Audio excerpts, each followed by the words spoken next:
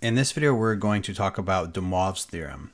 De Moivre's theorem is used to raise complex numbers to powers greater than or equal to 1. So de Moivre says that if we have some complex number written in polar form, then z to the nth power is just equal to r to the n times the cosine of n times theta plus I times the sine of n times theta. Really, this is just developed or derived from that product rule that we had of complex numbers in polar form.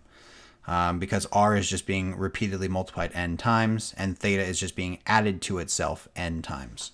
So this is just an extension of that product rule that we had for complex numbers in polar form.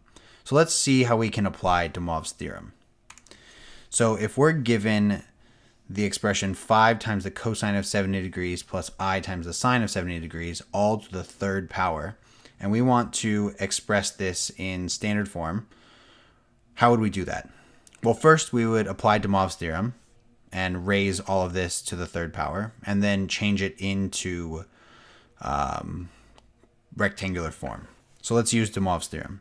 De Moivre's theorem says that z to the third power is going to be equal to 5 to the third times the cosine of 70 times 3 degrees plus I sine of 70 times 3. So this turns out to be 5 to the third, that's 125 times the cosine of 210 degrees plus I times the sine of 210 degrees. So now, because we want it in rectangular form, we need to evaluate the cosine of 210 and the sine of 210. So the cosine of 210 degrees, that's going to be negative rad 3 over 2. So 125 times negative square root of 3 over 2 plus I times the sine. The sine of 210 degrees, that's negative 1/2. And then distribute. So we get negative 125 rad 3 over 2 plus negative 125 I over 2. So this would be this number in standard form after applying de Moivre's theorem. For this example, we want to write the rectangular coordinate 2 plus 2i rad 3 to the fourth in standard form. Now, we have the option here of just foiling this a bunch of times until we get it in standard form, but we could also use de Moivre's theorem by changing this into polar form and then applying de Moivre's and changing it back. And I think that's the approach that I'm going to take for this problem.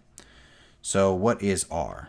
R is equal to the square root of 2 squared, which is 4, plus 2 rad 3 squared. So what's that? 4 times 3, which is 12. So that's the square root of 16, which is 4. So we get that r is 4. This complex number will plot to the first quadrant. So we're looking for the tangent of theta equals 2 rad 3 over 2. So that's just the square root of 3. So what angle in the first quadrant has a tangent of rad 3? Well, that's going to be theta equals pi over 3. So let's raise this to the fourth. So first let's write it in polar form. So this is going to be equal to 4 times the cosine of pi over 3 plus I times the sine of pi over 3. So if we're going to raise all of this to the fourth power, take all of this and raise it to the fourth power, what do we get? Well, we get, so let me just do this here.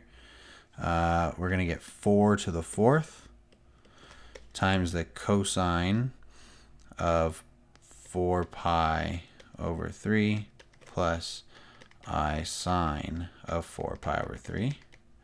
That's just pi over 3 times 4.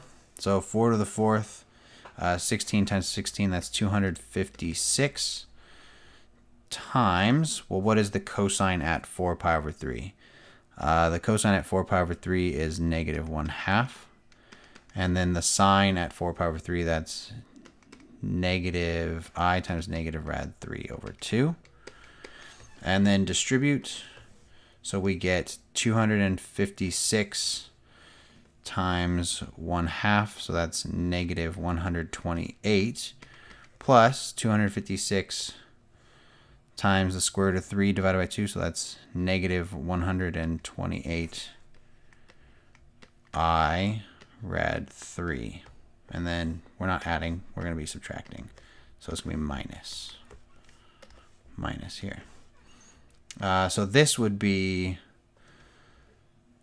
this to the 4th power. So first we changed it into rectangular form, used de Moivre's theorem, and then converted it into rectangular form.